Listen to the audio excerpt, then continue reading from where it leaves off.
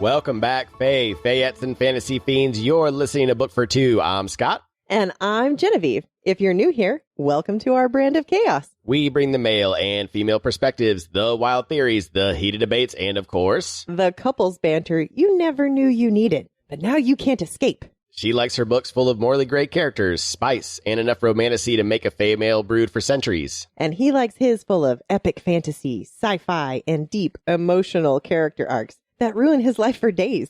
Every week, we deep dive into the stories that keep you up at night. And right now, we're tackling the entire Throne of Glass series by Sarah J. Maas. And once a month, we shake things up with a standalone book review. Next up, Iron Flame. So if you love unhinged theories, emotional damage, and two readers yelling about their fictional obsessions, you're in the right place. But real quick, let's talk about our first attempt at starting a local book club.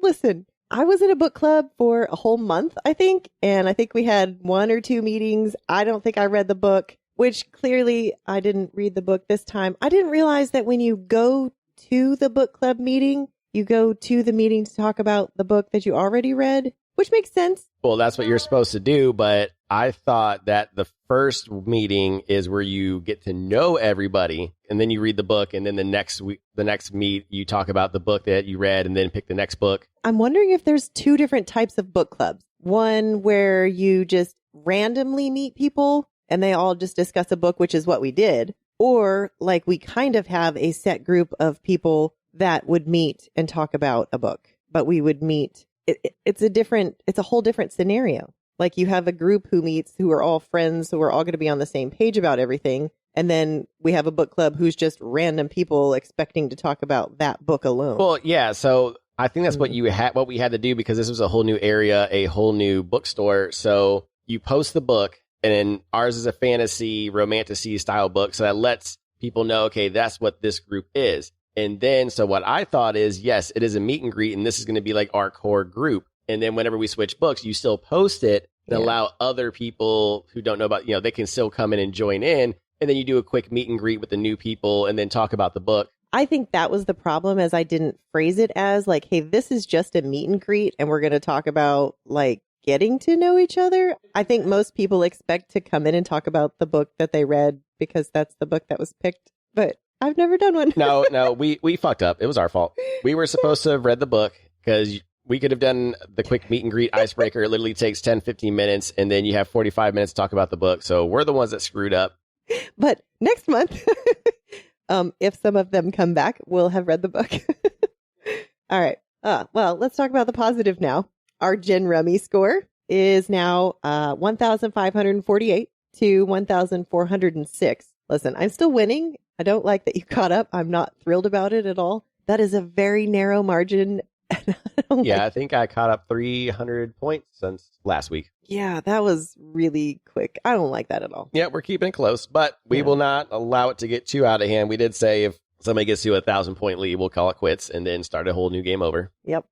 So we have a big margin. I feel like I was headed that direction, and then that one day I could not catch a hand to save my life, and I just want to see how far we can go before it gets out of hand. Like, I want to see, like, will it get into the millions? Like, how far is this going to take us? Like, it'd be cool if it actually, like, made it all the way through the rest of Throne of Glass. Ooh, that'd be great. Well, I mean, I would prefer that I get to 1,000 points ahead of you and you have to call forfeit, but I will also take that as a win if we make it all the way through the series playing the game. Before we hit play on the trauma, though, let's do 2 quick warnings. This episode contains spoilers for Throne of Glass, Crown of Midnight, and The Assassin's Blade. All 3.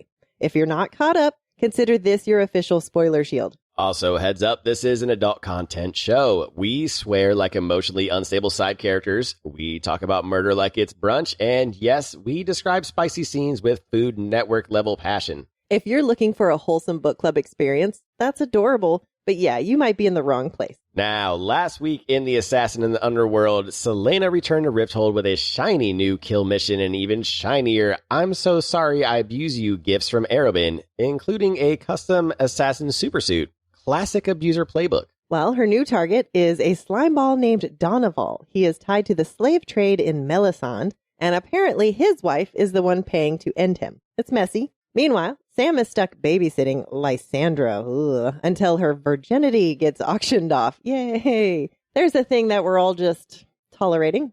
Celaena's not handling the Lysandra situation well, but Sam softens the blow with an actual thoughtful gift. Sheet music that hits her right in the feels after a night at the theater. We even got the tiniest crumb of Dorian and Kale chip. Celaena sets a meeting with Doneval, and we ended last week after the party and Celaena back at her apartment. Time to see if her new suit was worth the price of her soul. And that's exactly where we're picking up today in The Assassin and the Underworld Part 2. The mission hits a deadly turning point, loyalties get tested, and by the end of this one, no one's walking away without scars. Let's get into chapters 6 through 12. And trust us, if you thought things were already tense, you haven't seen anything yet. All right, real quick before we dive in, yes, it's shameless plug time. Subscribing, leaving a review, following us on socials, it actually helps a ton. It keeps this chaos going and it helps other readers find us. Speaking of chaos, follow us on TikTok for sneak peeks, Saturday, Sunday, chapter announcements, and live shows every Wednesday at 7:30 p.m. Central. Sometimes we deep dive. Sometimes Scott gets forced to read spicy scenes. It's a vibe.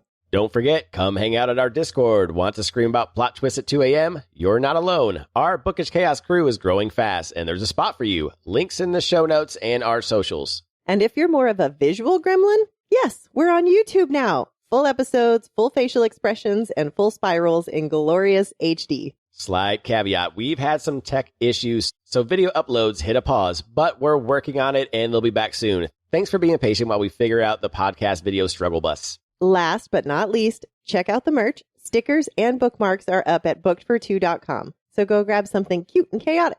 All right, the spoiler warning's been dropped, the tea is hot, and the chaos is ready. And now, let's dive into The Assassin's Blade by Sarah J. Maas. Let's turn the page. Pricks and Tricks in Chapter 6. A side of Sam meat. Between a supersuit, a solo mission, and enough jealousy to fuel a soap opera, Chapter 6 isn't here to be subtle. Let's get into it. Okay, so it's the next morning, and we are back in the Keep's training hall. Celaena's feeling herself, casually flexing her red desert glow up in front of everyone. And yes, that includes Sam. Girls on it. Serpent strikes. Silent footsteps. The whole red desert movie set in action. And she knows that he's watching her. And he knows that she knows. And we know that they know. Anyways, I know I was personally distracted by what she described as the Sam meat situation. Yeah, 2 slabs of meat right there and there. And apparently Celaena was also distracted by that. She noticed that Sam had been hitting the gym while she was away because homeboy is faster, quieter, and hotter. Oh. Unfortunately, Celaena was so focused on the way that he was shirtless, her instructor had to gently, very gently, call her out mid-demo. I mean, what are you supposed to do? Tell the kingdom's deadliest assassin to stop ogling the Sam snack? Hey, when the meat's out on the grill, you got to serve yourself up some. I love it. Even distracted, Celaena was already game planning the Doneval job in her head. So when Sam walked over mid-training, she didn't waste time. Asked if he was down to break into Doneval's place that night. He wasn't. Apparently, he had Lysandra duty. Gross. But he said he could meet her after if she wanted to wait. She didn't. And thankfully, she said so out loud. No hesitation. Sam tried to argue, said it might be dangerous, but come on, she's basically a cross between Lara Croft and John Wick. Danger is her love language. He eventually backed off, said he'd swing by her way after his babysitting gig, just in case she needed backup. Kind of sweet, not gonna lie. It was kind of sweet. She gives him the old assassin shoulder pat. Oh, do whatever you feel like you need to do. Sam tries again, one last, come on, just don't take any risks tonight. But it's Sam and she's Celaena, and he knows how that's going to go. And so do we. So just when things are finally cooling off, bam, cue Lysandra. Floaty, smug, eye-batting Lysandra. She walks in and does her best, I'm so innocent, I'm just here for Sam performance. And Celaena just watches. Watches and quietly has a full mental spiral. Because in 2 days, Lysandra's bidding happens, and then she can do whatever she wants, whomever she wants. And that would be Sam. Honestly, Celaena can't even blame her. Hey, he's got 2 slabs of meat, one for each of them. Oh, jeez. Madame Clarice and Lysandra are in the keep for a fancy silver tea service. All charm, all poise, all teeth. She purposely invited Sam. Just Sam, like Celaena didn't even exist. And Lysandra, she clung to Sam like he was a winning auction ticket, holding his hands just long enough to make sure Celaena got the message, which she did loud and crystal clear. But Celaena didn't flinch. She just smiled and told Sam he should go. She had work to do. Then came the mic drop. I don't get to be the best simply by lying on my back all day. Was it petty? Yeah. Did it hit like a blade in the ego? Absolutely. And Lysandra, yeah, she definitely felt it. And then the absolute cherry on top. Celaena didn't even want to keep talking to Sam. She definitely didn't want to invite him to listen to her play the sheet music that he got for her. She definitely didn't want to ask him to lunch or spend any more time with him, right? It's fine. Everything's fine. Except then Sam goes and does the most Sam thing possible. He invites her to lunch in front of Lysandra, and Lysandra looks like someone just insulted her shoes and her credit score. She's stunned. Why her? And Celaena doesn't even pause. Sorry, I'm busy. No room for softness. No time for feelings, of course. Just business. She's got break-in plans to finalize, feelings to ignore. Girl, come on. Killing me. We scene change, and Doneval's house is practically a gift for Celaena. There's no guards on the perimeter. Most of his muscle had followed him to whatever snooty event he was attending that night, which is a rookie mistake. Unfortunately for her new assassin suit, the rain had picked up again. Waterproof or not, it wasn't built for swampy late-night break-ins. But the silver lining, rain made for an excellent cover. It masked sound, made her footsteps vanish like smoke. Celaena scaled the side of the house, straight to the second-floor window she'd flagged during recon. Smart planning always paid off. One of her boot knives made quick work for the lock, and with a quiet prayer that hinges wouldn't squeal, she slipped through the window like a shadow. She was barely inside, window easing shut behind her, when her instincts flared, an attack was coming. Okay, well, I mean, she didn't want to wait for backup. Damn it, girl. All right, let's start from the top. She's ready to go on the mission.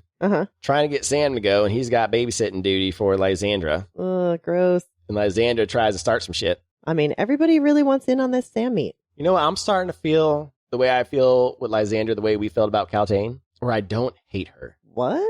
Because she's just snarky, and it's fun. Celaena was snarky as hell, and we loved her. Lysandra's snarky, and Celaena was just giving snark back. I will contemplate this new information and get back to you after we have some more interactions with Lysandra. I'll get back to you. I don't know how I feel about that. No, I'm not saying like I want Lysandra to be my best friend. I'm just saying like she's an interesting character. Yes, that's what I mean. Like Celaena was interesting. I'm not saying Celaena. Well, I do want Celaena to be my best friend. But at first we were like, ew, Celaena. But then we were like, well, she's kind of fun because she's batshit crazy. And that's what made her fun. And Lysandra, she's fun because she gives Celaena just as much shit as Celaena gives her. Like that is her nemesis. So like it's like Lex Luthor is so much fun. That's Superman's nemesis. But we still love Lex Luthor, like especially from Smallville. Yeah, like he was one of our favorite characters. But that's how I feel about Lysandra. Like she's just a fun character. Yes, I mean she's a shit, but she's important for the storyline, I guess. I mean, it has nothing to do with that. I mean, yeah, she's a bitch. Let's be honest. But that's what makes her interesting and fun. Yeah. If she was boring, we wouldn't give a fuck about her. That's true. That's true. You gotta have some characters like this. I like that. Okay.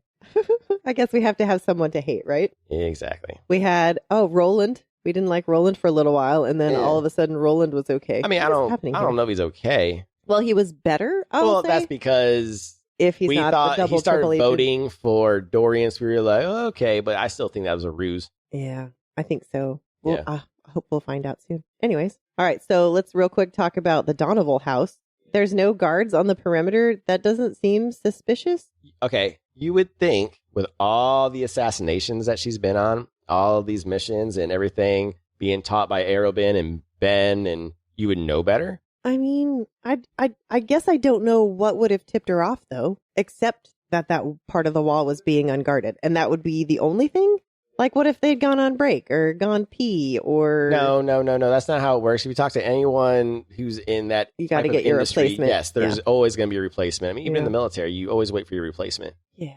I never left my aircraft until I got my replacement. Or is this her ego? It's her ego, 1000%, because she wouldn't wait for help, and she thought she could fucking handle it by herself. Her ego gets her in trouble. I've been saying this since Throne of Glass. Yep, you have. Her ego gets her in trouble all the dang time. And we're seeing it even worse here because this is before Endovier, before he got her comeuppance. So it's like really bad. Now we're seeing like how it really happened in real time, like her pride just killing her. Yeah. Oh my gosh. Which could happen here. All right. Well, this attack is coming. Should we find out how it goes? Yeah, let's turn the page. All right, let's go. Headed to Heaven in Chapter 7. Water rising, lies unwinding. There are break-ins, betrayals, and one very intense game of will she drown or won't she? Welcome to Chapter 7. She snapped into assassin mode instantly, the second knife sliding from her boot into her hand like it belonged there. 5 guards, shadows, no hesitation. She moved fast and silent, cutting through them with precision and speed. Every strike echoing the Red Desert training burned into her muscle memory. The mute master would have been proud. But just as she cleared the last one, an arm hooked around her from behind, a sharp thud to the back of her skull, and everything went black. She came to slowly, but didn't move, didn't flinch, just stayed still and breathed through the funk, cataloging every little detail. The smell, vile. The water, already up to her calves. The setting, full sewer horror show. Awesome. And of course, the ropes, tied tight to a wooden chair like some medieval after-school special. Somewhere nearby, water gurgled with the ominous energy of, "You're going to drown down here, sweetheart." Then a slap, because of course the hulking bodyguard needed to announce himself with violence. He gave her a little wakey wakey, all smug and pleased with himself. He knew she'd been spying, claimed they had clocked her way earlier. Dude, we called that. Celaena lifted her head and got a better look at where she'd landed. They dragged her in through what looked like a war-era cellar door, one of those old escape tunnels built for emergencies. Not exactly an Airbnb. The double doors between her and the house were solid and sealed tight. No going through that. The oversized goon, basically a less charming version of Bane, started rattling off the usual interrogation script. Why that room? Where's your partner? Who sent you? Textbook stuff, but Celaena played along. Every answer she gave, every glance she stole, was meant to pull something useful from him. Information, leverage. Because let's get real, torture was probably on the table. And that's when he dropped the real bomb. Well, they're not going to bother torturing her at all. They're just going to drown her. The sewers were about to be flushed out like some massive city-scale bidet. She was just collateral, a little debris to get washed away with the rest of the mess. Okay, now all that talk of the sewers last week makes sense. Good old SJM dropping those little nuggets in there for us. That's right. I see you. Philip, of course his name is Philip, slugged his way over to the heavy doors and offered a real Hallmark goodbye. Sludged his way over to the heavy doors and offered a real dark Hallmark goodbye. Have a nice swim. And somewhere in the distance, Celaena could hear it. Water, rushing closer and fast. Oh shit, oh shit, oh shit, oh shit, oh shit. Literally. In the time it took her eyes to adjust to the blackness, the water had already surged from her calves to past her lap. Panic wanted to take over, but she locked it down. There had to be a way out. That's when it hit her. Philip hadn't found the hidden knives in her supersuit. Bless that incredible-ass outfit. She sliced into her bindings, cutting herself in the process, but whatever, it worked. Her wrists were free. She fought her way to the massive iron door, tried jamming her blade into the seam, wrenching with all her strength. Nothing. The thing didn't even rattle. There was a ladder further downstream, but that meant going deeper into the dark. Oh no. She waded into the current and the sewer wasted no time. It yanked her under, dragging her downstream like a rag doll in a bad dream. Finally, her fingers scraped stone and a small pipe. Tight, slick, but it's open. Rainwater was trickling through from above. So, yes, this is her way out. She hauled herself into the tunnel, belly to the floor, squirming upward like a feral snake in couture assassin gear. The water is rising in behind her, fast. She's moving forward, shimmying every inch of fight. And then there's an iron ladder. She scrambles up. The metal is rusted, shrieking beneath her boots. Don't break, don't break, don't break. And finally, she's there at the street above. Just one little grate between her and not dying today. Except the grate didn't move. The grate wasn't just stuck. It was cemented into hell. No matter how she twisted or braced herself, it didn't move. Not even a wiggle. The water below was still rising fast. And the street above? Empty. Everyone had cleared out because of the flood. She shoved her fingers through the holes in the grate and screamed, loud, desperate, primal. And then her name. Someone shouted her name. Oh, it's Sam. Holy shit, Sam was there. He had shown up after all. He was on the street above, slamming his shoulder into the grate, jamming his knife in the edges, trying to wrench it open. Celaena's hands were slick, her body shivering. The water was already at her chest. Sam snapped a blade against the iron, and that's when she said it, quiet and raw. Sam. And suddenly everything felt too real. Celaena hadn't spent much time wondering how she died, but this, drowning under the city in dark, cold, shit-infested water, felt poetic in a fucked-up kind of way. Ew. A river had nearly killed her once before, 9 years ago in Terrasen. Maybe whatever deal she made with the gods that night had finally expired. She looked up at Sam, eyes wide, voice raw. Take my body home to Terrasen, Sam. And then the water took her under. Oh, so, in case you missed it, job was a trap, called that. Sewer was a tomb. And Sam, of course, Sam showed up anyway. So, oh man, I'm just got tears. Man, you're crying already? You know she lives. I know that. We've read Throne of Glass. And this is not the first time she lives. Okay, she lives. That doesn't matter. That never matters. Stop it. Anyways. Oh my God, is she gonna die? Listen, at least we can't tinfoil hat that. yeah, definitely. Shush your face. Yeah, we're good. I think she lives on this one. But listen, at least she told Sam where she was going. Not that it seems to matter at this point. Anyways. Okay. I mean, I can see how if we were reading this for the first time, like if this was book one for us, where that scene might be a little sadder for me. It would be more traumatic, like what's going to happen here. But right? then again, I'll be like, well, she is the main character. There's 7 books left. So unless you've read the back of all of the books, you don't know that she's the main character in the other books. Yeah, that's a good point. Like if you just picked this book up, maybe you wouldn't know. And this would be I feel like at this but point, she is though, the FMC of the book. It would be kind of weird. Yeah. I promise you she's going to be okay. I know. Just saying. Listen, I can't help what my eyes do. Okay. Or the ceiling leaking on my face. I mean, I would say that this would be a cliffhanger also for our listeners, but since this is also the 3rd book for them and they've been listening with us, they're probably like, dude, she's going to be okay. Yeah. Like, she'll be fine. Like, Jen, calm down. I bet Bree's crying too. Oh my gosh. You guys can cry together, okay? I'm going to ask her. You know what? I kind of want to invite her over for a reading with us and just like watch you guys just bawl your eyes. Like, yeah, that's not funny. That would be for me. That's fair. Well, she'd be able to tell us which chapters too, and then we could see if they affect her. This is like what, her 2nd or 3rd read through? All right. So yeah, we got to find out if she survives. Oh, are you ready to turn the page? We got. My heart's racing. Oh my gosh! We got to please, go. Please, we got to go. No heat too great in chapter 8. Breathing and bathing. Holy shit! She's drowning. Whatever will we do? She's reaching for Sam, saying goodbye. If you're not sweating, you're stronger than me. Welcome to chapter 8. Breathe. Breathe. Damn you. Listen. Hey, I had to bump up the suspense a little bit. It was the only word echoing in her skull. Loud, urgent, crashing through the silence until someone started pounding on her chest and then water everywhere. She vomited hard, then harder, her body purging everything the sewers had tried to take from her. I'm so scared right now. Through bleary eyes, she caught a glimpse of Sam, head bowed, swearing under his breath, and 2 women nearby, one still holding the crowbar that saved her life. Oh, thank God. I didn't know she was going to make it. Shut up. She threw up again. Honestly, that's fair. Yeah, because you were worried. I mean. Uh-huh. All right. Well, scene change. There wasn't enough hot water in all of Aurelia to wash that sewer off her soul. Celaena took 3 baths, long baths, then ate food she knew would make her throw up just in case she swallowed anything. Then she full-on submerged herself in a vat of liquor like it was a Cersei Lannister spa day. And then she took a 4th bath. It wasn't until she promised herself 2 more baths in the morning that she finally crawled into bed. She ordered everyone to leave her alone. Barked it, actually. So when Sam came a-knocking, and then he had the balls to stroll in without waiting, she nearly took his head off. But he had saved her life, so, fine, I guess he could stay.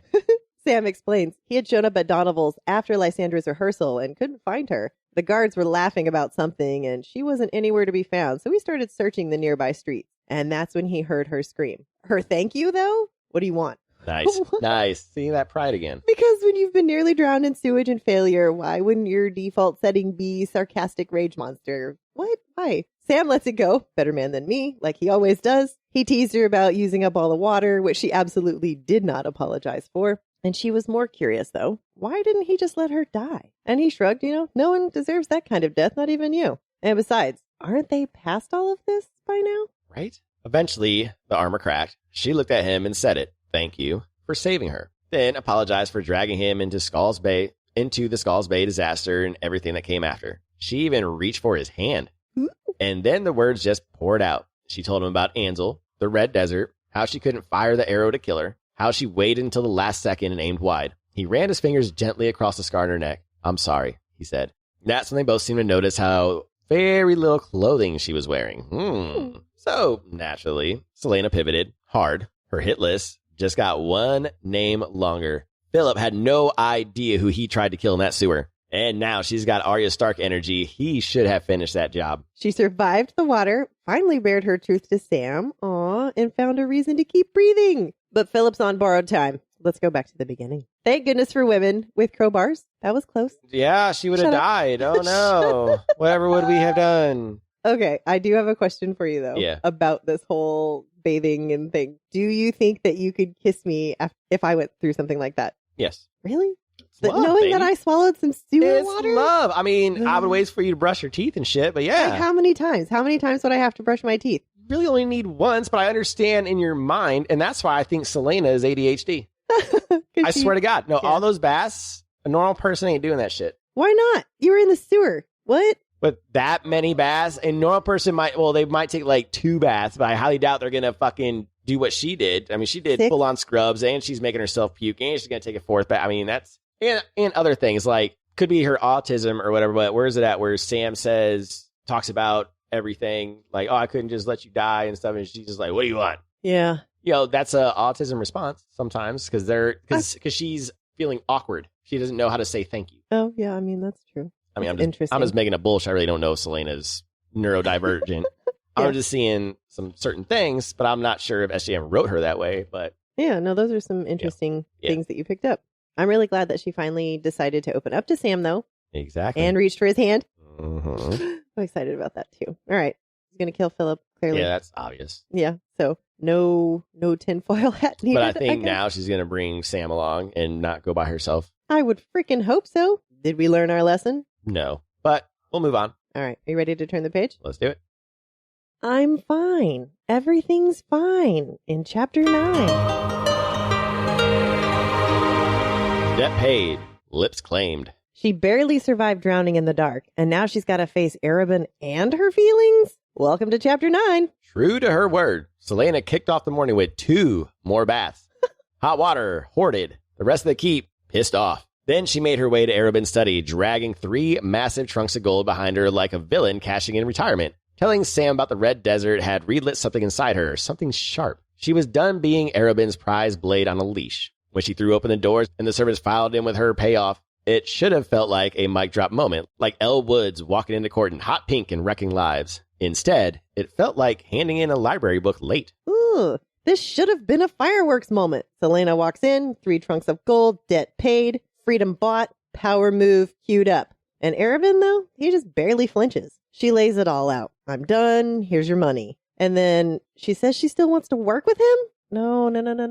What are you doing, girl? His answer is, I hope this day would never come. Like somehow he's the one being abandoned? That's a classic manipulator move. Yep. He had 0 rage, just give her enough guilt trip to keep the leash invisible. And then the cherry on top, he picks up his newspaper, doesn't ask questions, doesn't argue, just flips the page and says, Congrats, you're a free woman. Sir, you can rot in hell. She walks out free, but it doesn't feel like freedom. It felt like losing something and not knowing what. For some reason, that's Arabin's power. He makes winning feel like losing somehow. And scene change. Nothing like returning to your trauma site of the week. Celaena and Sam are back in the sewer, eyeing the same iron door leading into Doneval's rental. It was the only option now. Security at the front of the house has tripled. Great. The plan, wait for the servants to toss the trash, slip in behind them, and quietly open the 2 internal doors when the meeting starts. Sounds easy enough, except for one small problem. There was no trash schedule. So one of them was getting stuck in Stink Central for hours, praying rats don't unionize. Well, plan in place, they head back down the sewer away from the house. And that's when Sam drops it. He's thinking about leaving, going to Elway for good. Not a little getaway, not a see you next month. He's not planning on coming back. Celaena's why might have sounded a little shrill, but that was panic talking. She's really spiraling. What do you mean you're leaving me? Because Sam lays it out. What does he have tying him here? Nothing. He's just the 3rd wheel in the Arabin Celaena circus, and he's over it. 2 weeks, and he's gone. And suddenly, everything unravels for her. What was the point of any of it if he leaves? The sheet music, the forgiveness, the softness she wasn't supposed to notice. It all had to mean something, right? Sam wasn't letting her sidestep it this time. You said you didn't care what I thought, or did, or if I died. And finally, she admitted it. She lied. And of course he knew she did. He'd always known. Then came his truth bomb. He spent the entire summer fighting the urge to rip Arabin's throat out. Not because he lost control, because he didn't. He held back. He waited to make sure Celaena was safe. And how did Arabin reward him? By turning him into Lysandra's personal carriage boy. No missions, just endless garden parties and polite torture. Sam had hoped Celaena would come back with fire in her veins and burn it all down. Instead, she came back and played dress up with the devil. Felt like watching Padme applaud Palpatine while Anakin stood there realizing the galaxy had officially lost its damn mind. There's nothing she can say to stop him. Not even beg. Because if he stays, he'll kill Arabin. And he knows it. Celaena's desperate. Why can't he just let it go? And that's when he grabs her by the shoulders and shakes her. I swear, I also wanted to crawl onto the page and shake her. And then he says, because I love you. That's what he says. Ah! Her mouth actually drops open because he's not just saying it. He's been living it for years. And Arabin hurt her just to hurt him because Arabin knew. He's always known. The kicker? If Sam ever asked her to choose, she'd pick Arabin. And that's the part that Sam can't live with. So naturally, Celaena responds like the emotionally stunted disaster we love and says, you're a damn idiot. You're a moron and an ass and a damn idiot. And then she grabs his face with both of her hands and tells him the truth. I'd pick you. And she kisses him. I'm really trying not to cry right now. I'm just waiting for it. I'm staring at you. Just waiting for it. Come on. Tears. No. Bring them. Okay. Suck him back in. We got her first kiss. Yay! Officially. I'm excited. Not the first kiss that we witnessed, but official Her first kiss. official first kiss. The first kiss that we witnessed was with Dorian, of course. Yeah. Okay, This so one's better. let's start with the first scene. So she is paying off Arobin. Yeah, that should have been way more fireworks and excitement, but he was never. How do you think Arobin feels about this situation? He's losing control of her, and he is not going to take that lying down. He does not seem like the type that likes his things being taken from. And that was exactly what I was going to say. That's his thing, his protege. That's his. He is your typical sociopath, narcissistic, controlling asshole. He represents to me that type of boyfriend, husband, boss, are very good at manipulating people and controlling them. And then once they find out about that control and try to get away, they do everything to keep you. Yeah. The whole domestic violence thing. And, so. I don't think this is going to go very well. I don't know what that means. I don't know if he's just going to give her less missions or any missions. I don't know what that means. He's not going to be happy. That's his prize. Yeah. Because he knows who she is. I didn't even think about that part of it. And especially now that we are in scene 2, that's going to complicate things even more with the declaration of love. Yes. But what I mean by complicate things is now you're bringing someone else into the fold. What do you mean? Well, she's going to want to probably escape with Sam. I hope so. Fall in love. Yeah. I don't think Arobin's going to be happy losing 2 assassins. But I mean, she said she's still willing to work with him for whatever reason. Yes, but he can't control. Because she bought her freedom, if she does something or doesn't kill anybody correctly or something like that, he can't. I mean, he could punish her. He could just kill her. But the control's not there. Like she can deny a assignment. Yeah. But I mean, she could do that before. They had a agreement, just no children, no women. Yeah. But now she could really be even more picky with her contracts. I don't know. I don't see the difference. Like, what is it about her being beholden to him that is so important? Like, he kept giving her all of that stuff. The only thing I can think of is maybe she knows that, and maybe she's just going to try to ease him. Okay, I'm going to buy my freedom, but I'll still work for you, and then until you find someone else or something like that. Maybe that's what she's thinking. I don't know. Even with her freedom, she botched a mission. I would think that he would still punish her, regardless if she's free or not. Because you're an assassin. There's rules, dude. Yeah. I don't know. This is weird. Yeah, I don't know what she bought with that money. What freedom she thought she bought. I don't know. Not if she's still willing to work with him. No. I don't know. Because to me, full freedom would be, I'm not going to be an assassin anymore. Because she literally is just now. But I mean, that's how she makes her money. So she's going to plan on still being an assassin. She's talking about being an assassin somewhere else and having her own guild. No, she wants to stay in Rifthold. She has her apartment. You are paying him to have a job at this point now. You've paid him to keep your job. I don't see what else is different. But now she's free. Free how? If she fucked up... She doesn't owe him any money. She owed him a lot of money. So she is no longer...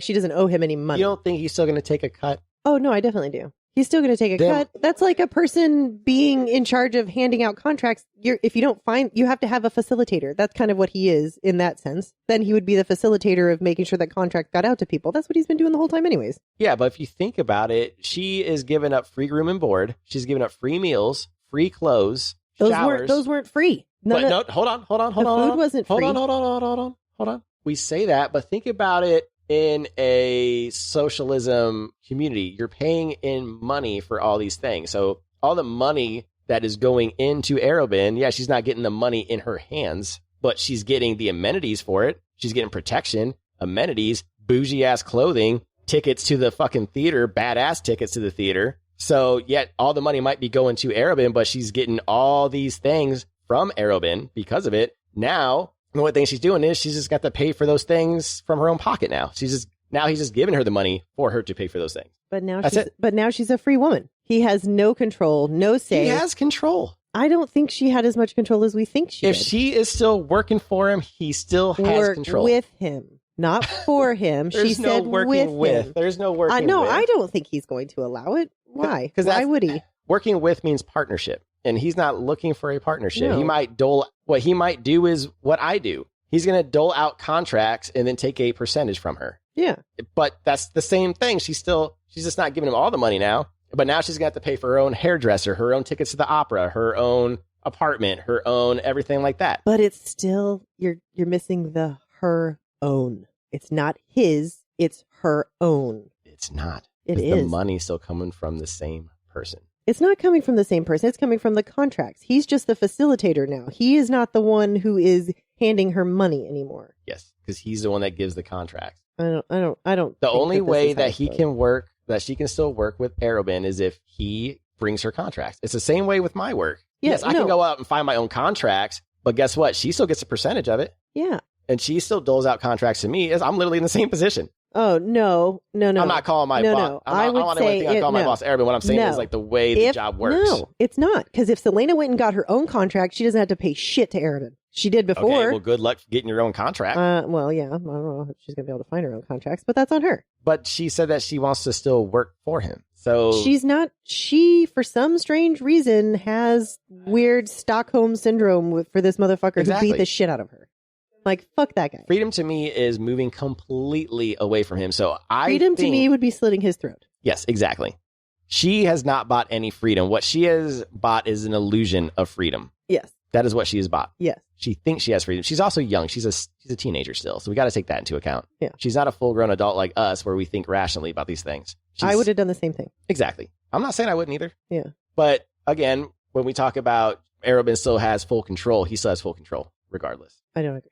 We'll find out. We will definitely find out who has full control. We will definitely find out. All right, you ready to turn the page? I am. Let's go. We kiss and then in chapter 10. Secrets, sewers, and a kiss worth waiting for. A sewer kiss, a death vow, and a whole lot of shadow games. Welcome to chapter 10. Celaena had never kissed anyone before, and as her lips moved with his, she couldn't help but wondering why the hell she had waited so long. She let him take the lead. Girl had no idea what she was doing, obviously. This wasn't some swoony, slow burn moment, though. It was straight into full-on make-out territory, which would have been a lot cuter if they weren't still, in the sewer. Ew. It was nighttime by the time they pried themselves apart from making out in the sewer. Come on. After they walked hand in hand back to the keep, Celaena ordered dinner brought up to her room for them. They stayed up long into the night, more making out, but nothing further. Celaena lay awake after Sam had left to his room and mused about how long Sam had been in love with her. This was all new feelings for her. Before Skull's Bay, she wouldn't have minded killing him. But now, she instead swears a vow to the moon that if Sam were hurt, she would annihilate all who were responsible. Foreshadowing. And we're back in the sewers again. Okay, at this point, they should just start charging rent or something. It was close to lunchtime, which meant the trash duty was probably going to happen soon. This was their window. Slip inside behind the servants, get into position. She had 5 hours before the meeting kicked off upstairs. And it didn't take long. One servant, one trash dump later, and Celaena was through the door without a sound. Once she was sure no one else was coming, she crept off and unlocked both internal doors for Sam.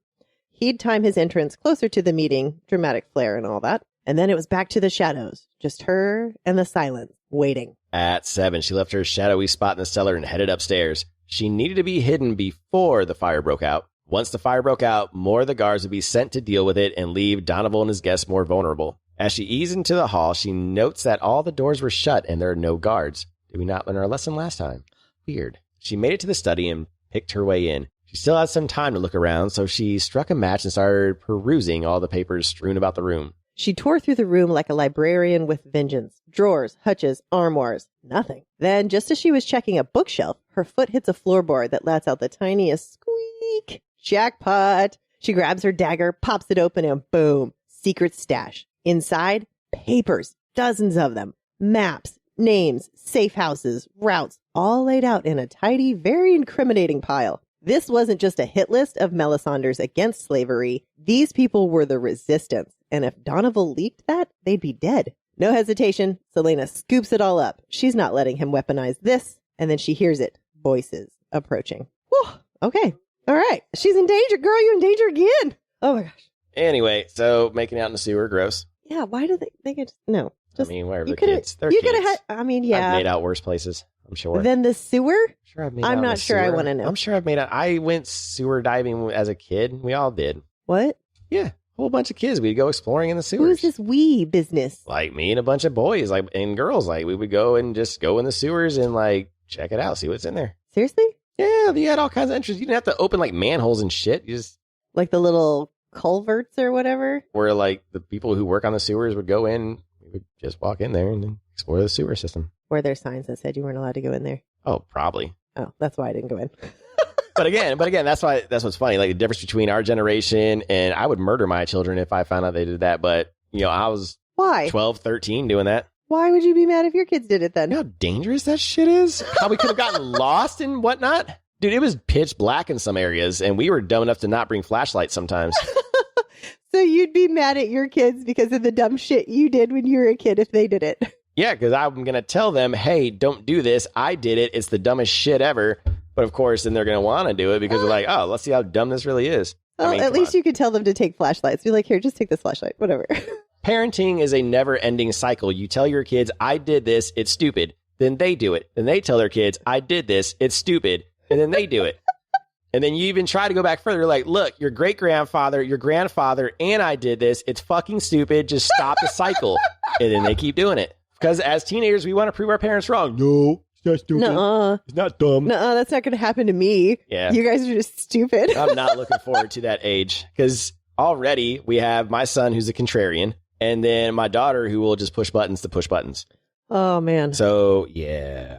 Okay. All right. Yeah, we got sidetracked here. We're going to have full DEF CON. Yeah, it's going to be a trial on a daily basis, I imagine. I'm for terrified when they hit teenagers. Like once that puberty thing hits, I'm going to go run. I feel like if we keep talking to them and keep communication open with them and they feel like they can talk to us about anything, I'm hoping that we will avoid a lot of the trauma that comes with not expressing your emotions, which is where I feel like that came from. Now, I agree, but teenagers are still teenagers and they're going to do teenager things regardless. And they want to talk to their peers more than they want to talk to their parents. And I get that. Yeah. And as much as parents don't want to admit it, as much as they try to instill values and all that stuff, peers are, what's the word I'm looking for? Nurture. Yes. Nurture comes more from your peers. Nurture comes more from your peers than your parents. Yep. So just make sure that your kids are surrounded by good friends. Yeah.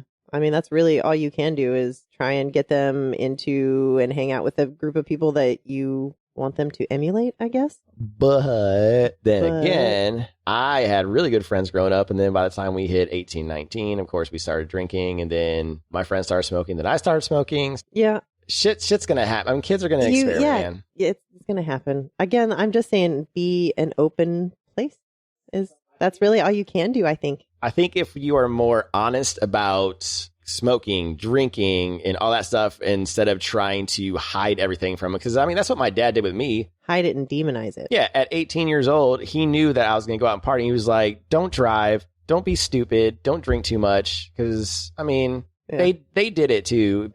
Again, they did it. Exactly. They already know. But instead of trying to control your child and be like, don't do this, I'm going to keep you locked in, they're just going to want to do it more. But if you teach them responsibly how to do it, like, look, we know I can't stop you from trying things because that's part of life anyway, is to try things. Yeah, you got to learn. But be smart about it. Don't be stupid. Yes. And you can help provide that environment. Yeah. Of a safe space. In case something happens, they can come talk to you and you just move on from there. Yeah. Now, there are some things that I will try to hammer in their heads, like, do not try this, like heroin, cocaine, shit like that. Be like, do not try that. But that's going to be an educational thing. Yes. It's not a don't do that. Yes, it's a here's why. Like, this is what this does, like, legit from studies, not from what the government says on TV. What DARE programs told you in school. Bullshit programs like marijuana bad. Shut up. Yeah. Shut the hell up. Let's watch what is it? the mind altering video. What is it? The brain. Yes. Yeah. So there's a couple of videos on Netflix if you are into psychedelics and marijuana and how good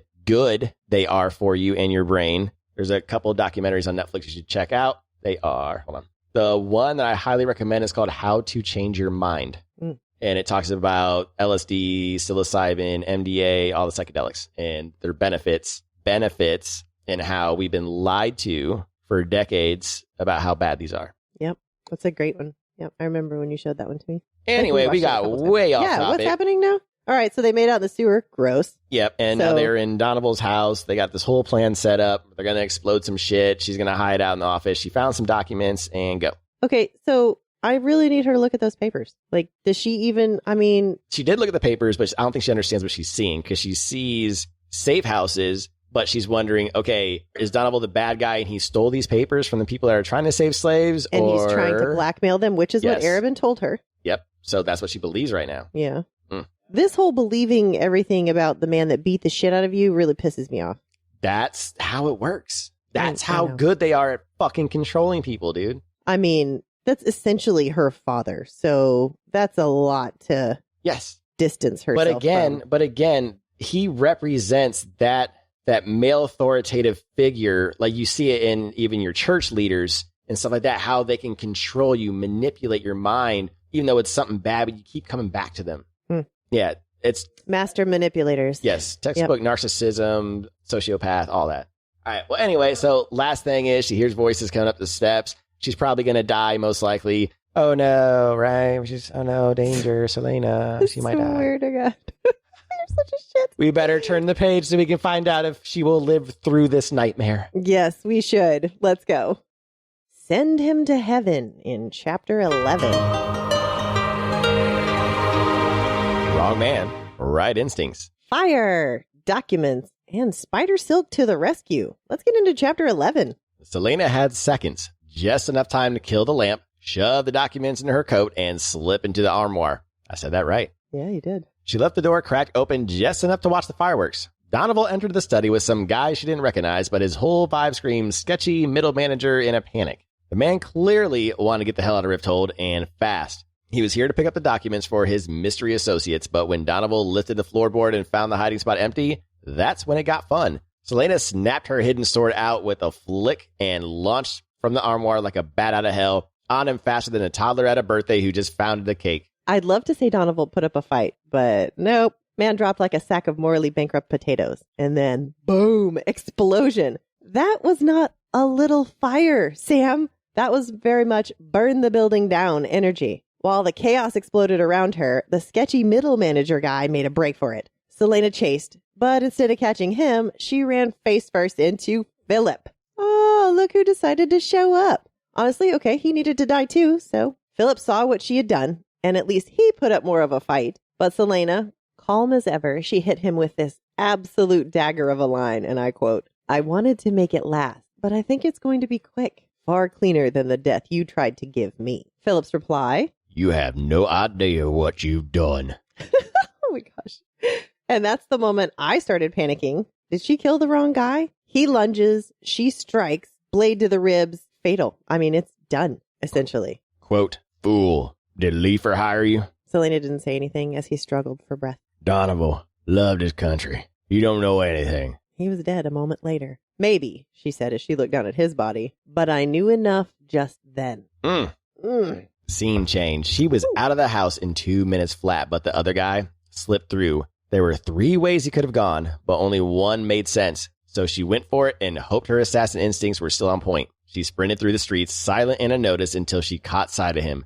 Straight up Usain bolting it down the alleyway toward the river. She kept on him until he hit a brick wall at the dead end and started scrambling up like a trapped rat. Celaena drew her hidden blades, full Assassin's Creed mode unlocked. But this guy, not your average coward, he turned, snarled, "Go to hell," and torched the papers like he was lighting the Olympic flame. And before she could move, he was dead. All that for some documents? What the hell was he protecting? Trade secrets or the damn nuclear codes? Jeez. She managed to get the fire out barely and salvaged a few scraps from the ashes. But this? There was no way that this was just a trade deal. No one poisons themselves over paperwork. Well, maybe if they're trying to buy a house in this economy. As she sifted through what was left, the pattern started to emerge. Again, names, locations, safe houses. But this time, they weren't in Melisande. They were in Otterland and Terracin. And suddenly, the wheels finally started turning. Finally. Slowly, but they're turning. Because if this guy was trying to make a profit off of the slave trade deal, why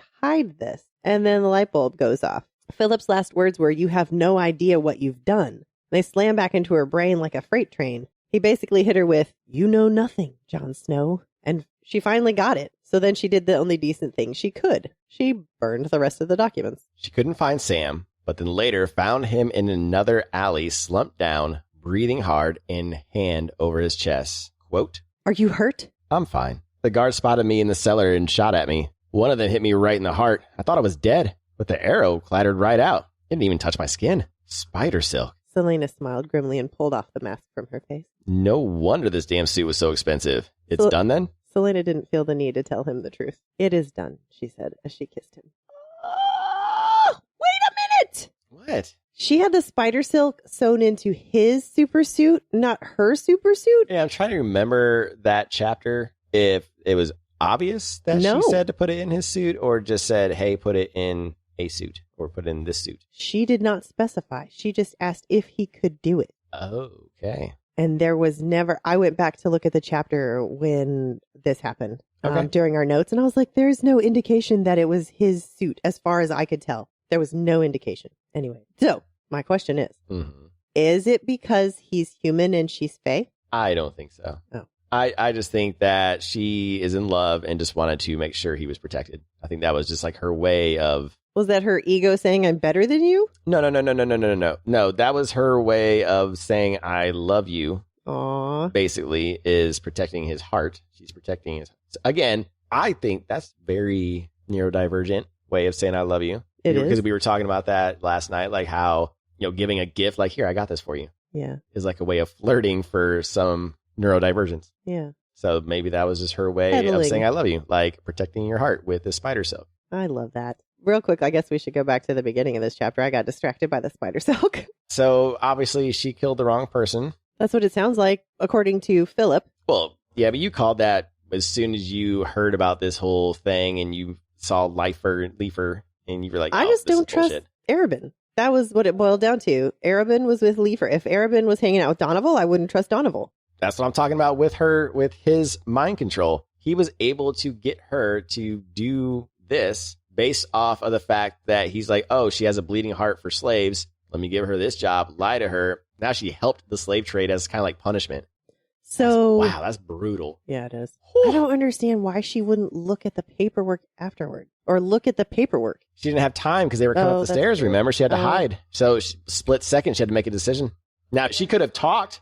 Now, here's my thing. She didn't take the time to talk to them and been like, what are these? Well, to be fair, it did get skewed because she was supposed to put the papers back. So they arrived before she intended them to. That's true. So it wasn't quite supposed to go down this way. So she probably would have got more information. Okay. However, when she found the papers, that was probably not what she was expecting. She was expecting not safe houses. Yeah, she wasn't expecting safe house. I don't know. She was expecting addresses of people who were against something. That just goes to show how diabolical Arobin is. Yeah, you're right. He is diabolical, and I hate him. I hate his face. All right, so I think we've covered everything in this chapter. You ready to turn the page? I am. Let's go. Breaking the spell in chapter 12. Sold for gold, freed by love. Freedom, fallout, and a front row seat to Arobin's final stunt. Welcome to chapter 12. The next morning, Celaena strode into Arobin's office like she wasn't carrying the weight of what happened the night before. She had already slipped Doneval's documents under his study door, let the man read them on his own time. She had come for answers. She told him about the partner, how the guy had burned the papers and then poisoned himself. And Arobin, of course, he gave her grief. You left quite the mess. This wasn't like you. Asked if she had even bothered to read what she had recovered. She shot back, oh yeah, in between assassinating Doneval and throwing hands with every guard in the building, she totally sat down for a quick cup of tea and a little light reading. Come on, dude. Arobin's got his feet kicked up like he didn't just hand her a moral grenade. He tells her that since she only recovered one of the 3 documents, Leafer's not paying out. No body, no backup set, no gold. Celaena just shrugs. So what? As far as she's concerned, Bardingdale's people are safe now. And that's when he drops the hammer that's been swinging over her head this whole time. Quote, you haven't figured it out yet, have you? Celaena's throat tightened. Honestly, I expected more from you. All the years I spent training you, and you couldn't piece together what was happening right before your eyes. Just spit it out. There was no trade agreement, at least not between Doneval and his source in Rifthold. The real meetings about the slave trade negotiations have been going on in the Glass Castle between the king and Leifer. It was a key point of persuasion in convincing him to let them build their road. Called it. Suddenly, all of it clicks. What Philip said about Doneval loving his country, the safe house across the Empire, the desperation, the suicide. Doneval might have been a creeper, but he was trying to help the slaves. The documents weren't about trafficking, they were about resistance. And she just burned the proof. Turns out Bardingale didn't want to stop the slave trade at all. She wanted the king to build that road, and the slave trade was how she had sold it to him. Celaena wasn't the hero of this mission. She was the weapon that buried the resistance. She asked Arobynn if this was payback for Skull's Bay. Nope, this wasn't punishment. This was a message. Look what I'm capable of, and don't you fucking forget it. And Celaena made sure he knew. I'm not going to forget. Oh, by the way, she sold Casita. The money's on its way to your vault, to his vault. And Sam Cortland is now also officially free. But Arobynn wasn't done being the absolute worst, and he drops the final bomb. He spent all of her gold, the gold she gave him to buy back her own freedom, on Lysandra. Bought her outright. At the bidding with Celaena's money. Ooh. Holy fucking shit. This dude really bought Lysandra with Celaena's own money. What an absolute scumbag gremlin of a man. But that's it. That's the final piece, the moment that snaps the last thread. Celaena tells him she's out, effective immediately. Pack your manipulations and choke on him. And when she asks why he did it, Arobynn tosses out a little smug. Why not? Like her life's been his investment portfolio, now it's time to cash in. He even throws in a gross little jab. Doesn't she have Sam now? Aren't they both free? Oh, he knows. Of course he knows. He always knows. He's got spies tucked into every corner like mold in an old castle. Celaena doesn't flinch. She just throws a line that seals it. Quote, "Don't come looking for me for a good long while, because I might kill you if I see you before then." And then she walks out. Only to run right into Lysandra, who purred like a smug little kitten in a fur-lined dagger sheath. She bragged about her record-setting price tag, and then she thanked Celaena, said her gold went a long, long way. My jaw's on the floor. Celaena froze, and at the smirk, she hurled a dagger so hard it embedded itself about a frog's hair from Lysandra's head. Lysandra started screaming. Celaena didn't even look back. She walked out the front doors of the keep, crossed the lawn, and disappeared into the capital. Done with all of this bullshit. Celaena sits on the edge of her roof, staring out at the convoy from Melisande, already rolling away in the distance. She thinks about chasing them down, about finding Leifer, getting revenge, and maybe taking Cassidda back. But she doesn't. Instead, she just sits there in the wreckage in her own damn stupidity. She's being played, manipulated like a pawn, and she didn't even see it coming. That stings the most. But this web, it's too tangled, too deep. And right now, she wants no part of it. Arobynn practically spelled it out for her. She'll never beat him at his own game. Sam joins her on the rooftop. No fanfare, no theatrics, just him in the quiet. He tells her he heard what Arobynn did, about Doneval, about Lysandra, and oh, by the way, he left all of his stuff in her main room. Hope that's cool. Of course it is. Then he thanks her for paying off his debt, a debt he never has to repay. And then he says it. Go. Wait, you want me to say all this as Sam Cortland? Yes. Ladies, forgive me if I mess this up. I love you. And from today onward, I want to never be separated from you. Wherever you go, I go. Even if that means going to hell itself. Wherever you are, that's where I want to be forever. No hesitation, no swagger, just truth. And Celaena, she kissed him. That was her answer. And listen, I'm not crying. You're crying. Yeah, because we know what's coming up next. Yeah.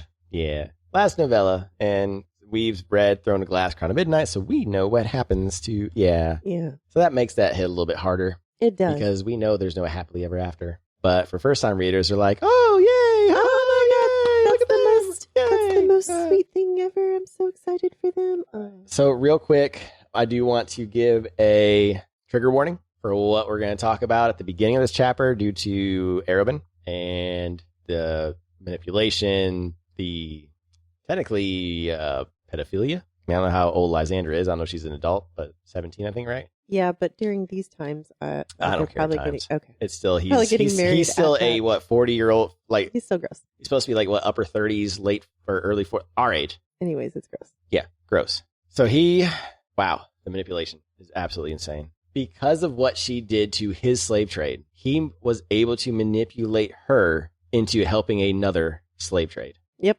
I really wish she would pull her head out of her ass and start thinking. Just think. Okay, so you and I listen to the Knitting Cult Lady on TikTok all the time, right? Yeah. Arobin is a cult leader. The Assassin Guild is a cult. Oh, yeah. And he is the infallible leader. Okay, that tracks. So whatever he says is words. He would never do harm to me. He would never put me in a bad situation. He would never lie to me. He beat the shit out of you. Doesn't matter. She came back And for now more you just because of the manipulation. I mean, she's finally starting to learn a little bit.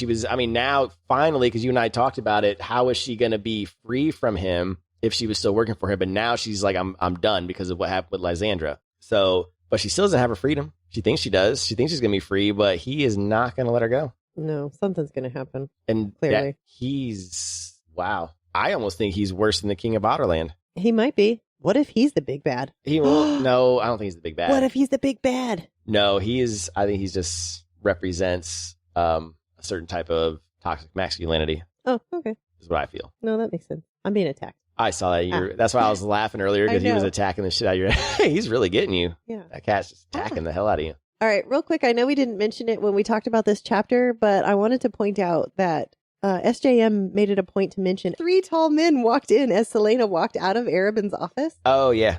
So that was very interesting that she mentioned that.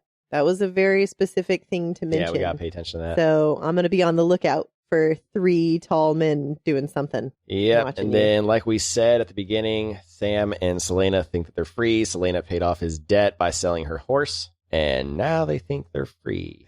So it's going to be a rough time. I don't know what I have on my body that your cat wants to eat. I don't know. He has chosen you. Yes. All right. All right. So last but not least, let's talk about Lysandra, her manipulation, her being proud of that. That is 100% her being manipulated into that. You think Lysandra was manipulated into being the way she is? I told you that. Yeah, we talked about this before. Because of how she's grown groomed. up. Yeah, she was groomed and groomed to be this way. Yeah. And what's even more disgusting, which we talk about the age gap here, because you're like, oh, it was the times for a 30-year-old bang a 17-year-old. But that's not what makes it even more disgusting. Is he has known her since a child and groomed her for this. That's just as gross as when those idiots had the countdown for the Olsen twins for when they turn 18. We watched them from when they were babies, literal babies. Literally infants. Babies. And then they had that was so gross. Absolutely disgusting. And that's what this is. So we are completely done with The Assassin in the Underworld. We have one more novella left. We know what this novella is going to entail. We know there's going to be lots of crying. Yeah. Yep. Yeah, we're not ready. I'm not ready. I'm ready, but I'm not ready. Like, I bought boxes of tissues. Yes. For that readiness, but I'm not ready in my heart. Because he just said some of the sweetest things ever. Yeah, he is definitely a green flag guy. He's a golden retriever boyfriend. Yeah. Yep. Sam's setting the bar. He is. All right. So are you ready for He Said, She Said? I am. Let's do that. All right, folks. It's time for He Said, She Said, the game where we test each other's knowledge of this week's chapters by guessing who said what. Or more accurately, it's the game where I win because Scott either overthinks it or totally blanks out. Excuse me? I'm just giving you the illusion of superiority. It's called strategery. Is that what we're calling it? Anyway, we've each picked 3 quotes, and the other person has to guess who said them. 30 seconds, no hints, no lifelines, maybe some multiple choice, if he begs. And apparently no mercy either. Let's get to it before Genevieve starts drafting her victory speech. Welcome back, ladies and gentlemen, to another episode of He Said, She Said, this time for The Assassin and the Underworld, Part 2. Part 2. All right. I haven't looked at my quotes in a couple days. I think I did pretty good. I think. Well, do you remember what you did? What do you mean, do I remember? You said you haven't looked at them in a couple days. I'm looking at them right now, though. Do you remember what you're doing? Yeah. Are we sure? Yeah. All right, because, we're going to start adding Bree to helping you out here. I think I've got this. Okay, well, go ahead. All right. My first one, easy. I'd pick you. Okay, that's easy. Good job. Okay. Celaena to Sam. Yes. Because she's got the tism and she refuses to say I love you. Yeah. Yeah. Yeah. All right. You ready? Well, that was more, hang on. That was when Sam accused Celaena, like, if you had to choose, you would pick Arabin. And she's like, you're a dumbass. I'd pick you. Yeah. After he said, I love you, instead of saying, I love you back. Oh, okay. Yeah. That's what I mean. Tism. Okay. All right. What's your easy one? Here in the sewer. Uh-huh. You know, that part where you bawled your eyes out because you thought she was going to die? Listen, I didn't. Even though we're 2 books ahead of this already? Listen, I didn't think she was going to die. It was just a heartfelt moment. I was crying on behalf of the people who are reading it for the first time. Is that what we're making up? Yes, that is what I'm going with. I'm going to say that was Celaena to Sam when she was stuck in the sewer, and You sure I about thought that? she was going to die. You sure? Yes. All right, you got it. Good job. All right. Medium. Medium. I look forward to the fight. Okay. Is this a hard one? No. Okay. Look forward to the fight. Yeah. I'm going to say Celaena to Arabin. Close. Switch it around. Arabin to Celaena. Yeah, because that was when she was like, I'm totally done after he told her about the Lysandra thing. Yes. Yep. Okay. Yes.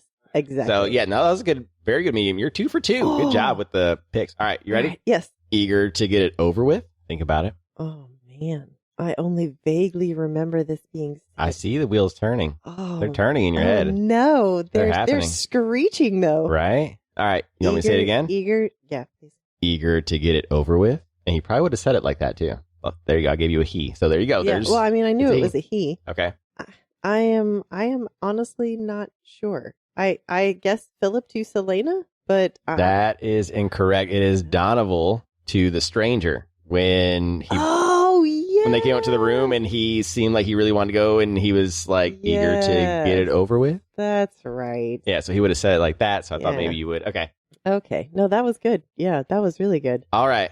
Man, I was stretching. I was like, I don't know who said this. Yeah. But now that you say that, yep. Okay. All right. My hard one. Get it? My partners know to start looking for me in 30 minutes. My partners know to start looking for me in 30 minutes. Yep. And this is your hard one. Yes, sir. Okay, so that means you're trying to trick me. Does it? Or did I just mess it up? Is it Celaena to Philip? No. No? Who? No, it's unknown to Doneval.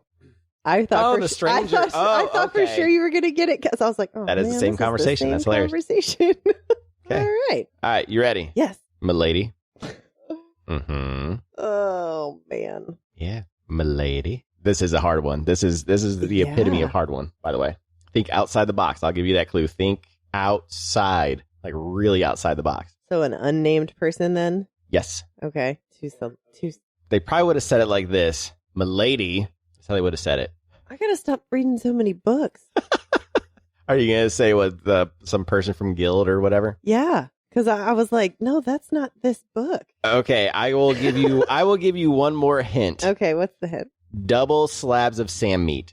Double slabs of... Like all the Sam meat was out in this. Oh, Uh-huh. the instructor that she was trying to impress. There you go. That's right. Yeah, instructors. You like that? That was good. There you go. That was really good. Yeah, I was pulling from one of the Plated Prisoner series. Ah. Woo. All right, so what is your bonus? All right, my bonus. Can't a girl be independent? Feel like you might try to trip me up. There's 2 girls that would say that, either Celaena or Lysandra. I'm going to say Lysandra to Celaena. Nope. It is Celaena to Sam. Oh, okay. All right, what's your bonus? I'm going to rip you limb from limb. Ooh. I mean, at the time he was unknown assailant, but Philip Yep. to Celaena in the sewers. Yeah, this would have been a decent medium, probably. Oh, no, that was actually at the house after she killed Doneval. Yeah, it was. Yeah, that's right. Okay. Mm-hmm. Woo, woo. All right. Well, All right. That was a good one. It was. You did and really the good last job. one for this novella. One more novella left All right. for Assassin's Blade. You ready to move on to Assassin's Whisper? I am. Let's go. Welcome, Seekers of Secrets, to Assassin's Whisper.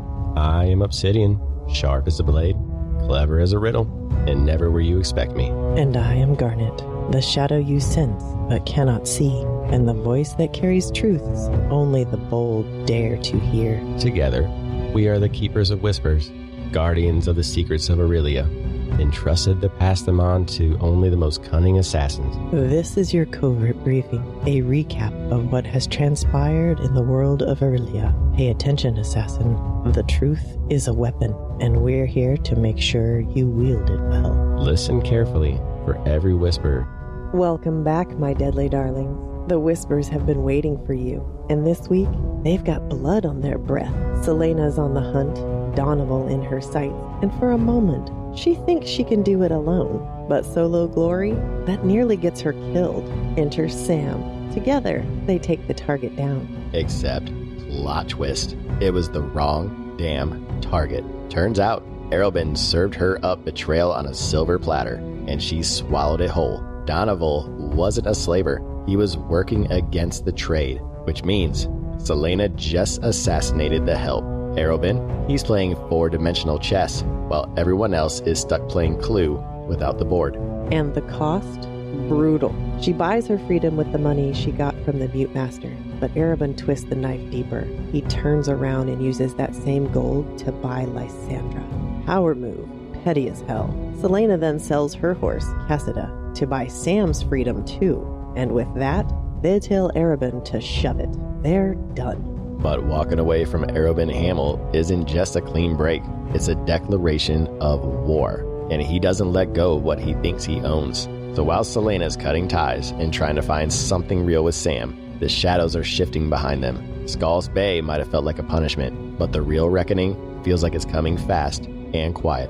So listen closely, assassins. Freedom has a price. Trust is a blade. And some debts don't stay buried for long. Until next time, walk the shadows and trust only the whispers.